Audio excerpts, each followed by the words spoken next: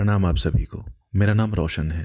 दोस्तों, आज मैं आपके लिए लेकर आया हूँ सर्वेश्वर दयाल सक्सेना जी की लिखी एक कहानी जिसका शीर्षक है सफ़ेद गुर। तो आइए शुरू करते हैं कहानी का पाठ। दुकान पर सफ़ेद गुर रखा था। दुर्लभ था। उसे देखकर बार बार उसके मुंह से पानी आ जाता था। आते जाते वह ललचाई नज़रों से गुर की ओर देखता, फिर मन मसोस कर रह जाता। आखिरकार उसने हिम्मत की और घर जाकर माँ से कहा। माँ बैठी फटे कपड़े सिल रही थी। उसने आंख उठाकर कुछ देर दीन दृष्टि से उसकी ओर देखा, फिर ऊपर आसमान की ओर देखने लगी और बड़ी देर तक देखती रही। बोली कुछ नहीं। वह चुपचाप माँ के पास से चला गया। जब माँ के पास पैसे नहीं होते तो वह इसी तरह देखती थी। वह यह जानता था। वह बहुत देर गुमसुम बैठा रहा। उसे अपने वे साथी याद आ रहे थे जो उसे चिढ़ा चिढ़ा कर गुर खा रहे थे। ज्यों ज्यों उसे उनकी याद आती, उसके भीतर गुर खाने की लालसा और तेज होती जाती। एक आध बार उसके मन में माँ के बटुए से पैसे चुराने का भी ख्याल आया। यह ख्याल आते ही वह अपने को धिक्कारने लगा और इस बुरे ख्याल के लिए ईश्वर से क्षमा मांगने लगा। उसकी उम्र 11 साल की थी। घर में माँ के सिवा कोई नहीं था। हालांकि माँ कहती थी कि वे अकेले नहीं हैं, उनके साथ ईश्वर है। वह चूंकि माँ का कहना मानता था, इसलिए उसकी यह बात भी मान लेता था। लेकिन ईश्वर के होने का उसे पता नहीं चलता था। माँ उसे तरह तरह से ईश्वर के होने का यकीन दिलाती। जब वह बीमार होती, तकलीफ में कराहती तो ईश्वर का नाम लेती, और जब अच्छी हो जाती तो ईश्वर को धन्यवाद देती। दोनों घंटों आंख बंद कर बैठते। बिना पूजा किए हुए वे खाना नहीं खाते। वह रोज सुबह शाम अपनी छोटी सी घंटी लेकर पालथी मारकर संध्या करता। उसे संध्या के सारे मंत्र याद थे, उस समय से ही जब उसकी जबान तोतली थी। अब तो यह साफ बोलने लगा था। वे एक छोटे से कस्बे में रहते थे। माँ एक स्कूल में अध्यापिका थी। बचपन से ही वह ऐसी कहानियां माँ से सुनता था जिनमें यह बताया जाता था कि ईश्वर अपने भक्तों का कितना ख्याल रखते हैं, और हर बार ऐसी कहानी सुनकर वह ईश्वर का सच्चा भक्त बनने की इच्छा से भर जाता। दूसरे भी उसकी पीठ ठोकते और कहते, बड़ा शरीफ लड़का है, ईश्वर उसकी मदद करेगा। वह भी जानता था कि ईश्वर उसकी मदद करेगा, लेकिन कभी इसका कोई सबूत उसे नहीं मिला था। उस दिन जब वह सफ़ेद गुर खाने के लिए बेचैन था, तब उसे ईश्वर याद आया। उसने खुद को धिक्कारा। उसे माँ से पैसे मांगकर माँ को दुखी नहीं करना चाहिए था। ईश्वर किस दिन के लिए हैं? ईश्वर का ख्याल आते ही वह खुश हो गया। उसके अंदर एक विचित्र सा उत्साह आ गया, क्योंकि वह जानता था कि ईश्वर सबसे अधिक ताकतवर है। वह सब जगह है और सब कुछ कर सकता है। ऐसा कुछ भी नहीं जो वह न कर सके।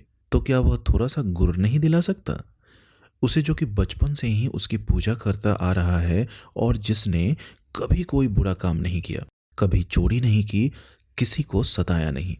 उसने सोचा और इस भाव से भर उठा कि ईश्वर जरूर उसे गुड़ देगा। वह तेजी से उठा और घर के अकेले कोने में पूजा करने बैठ गया।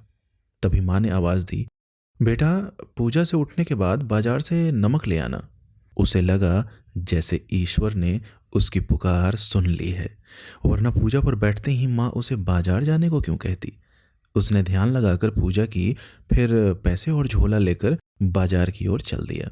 घर से निकलते ही उसे खेत पार करने पड़ते थे, फिर गांव की गली जो ईंटों से बनी हुई थी, फिर बाजार की ओर चल दिया। उस समय शाम हो गई थी। सूरज डूब रहा था।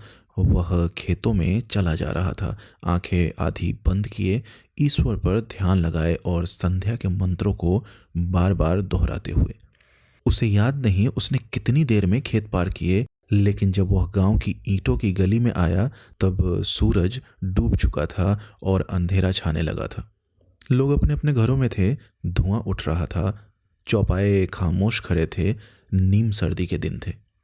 उसने पूरी आंख खोलकर बाहर का कुछ भी देखने की कोशिश नहीं की।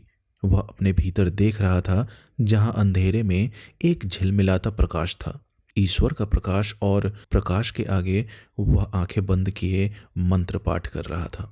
अचानक उसे अजान की आवाज सुनाई दी। गांव के सिरे पर एक छोटी सी मस्जिद थी। उसने थोड़ी सी आंखें खोलकर देखा, अंधेरा काफी गाढ़ा हो गया था। मस्जिद के एक कमरे बराबर दालान में लोग नमाज के लिए इकट्ठे होने लगे थे। उसके भीतर एक लहर सी आई, उसके पैर ठिठक गए, आंखें पूरी बंद हो गई।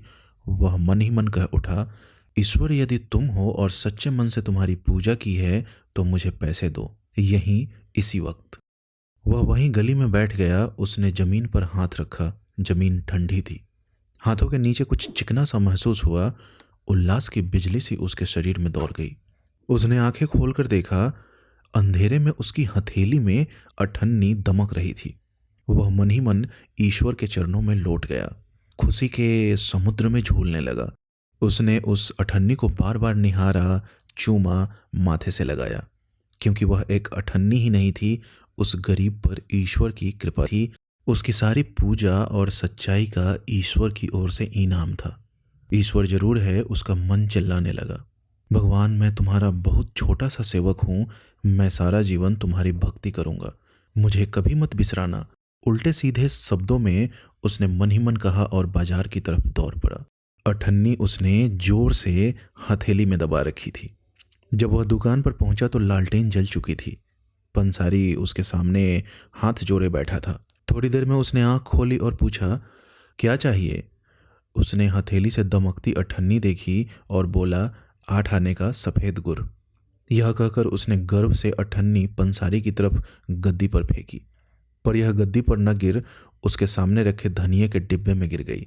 पंसारी ने उसे डिब्बे में टटोला, पर उसमें अठन्नी नहीं मिली। एक छोटा सा खपड़ा चिकना पत्थर जरूर था, जिसे पंसारी ने निकाल कर फेंक दिया। उसका चेहरा एकदम से काला पड़ गया, सिर घूम गया, जैसे शरीर का खून निकल गया हो। आंखें छलछला आई। कहाँ गई अठन्नी? पंसारी ने भी हैरत से कहा। उसे लगा जैसे वह रो पड़ेगा। देखते देखते सबसे ताकतवर ईश्वर की उसके सामने मौत हो गई थी। उसने मरे हाथों से जेब से पैसे निकाले, नमक लिया और जाने लगा। दुकानदार ने उसे उदास देखकर कहा, गुड़ ले लो, पैसे फिर आ जाएंगे। नहीं, उसने कहा और रो पड़ा। अच्छा, पैसे मत देना, मेरी ओर से थोड़ा सा गुड़ ले लो, दुकानदार ने प्यार से कहा और एक टुकड़ा तोड़कर उसे देने लगा। उसने मुंह फिरा लिया और चल दिया। उसने ईश्वर से मांगा था, दुकानदार से नहीं। दूसरों की दया उसे नहीं चाहिए, लेकिन अब वह ईश्वर से कुछ नहीं मांगता। दोस्तों, उम्मीद करता हूँ यह कहानी आपको अच्छी लगी होगी। ऐसे ही ढेरों कहानियाँ सुनने के लिए आप हमारे चैनल से जुड़े रहें। बहुत बहुत धन्यवाद।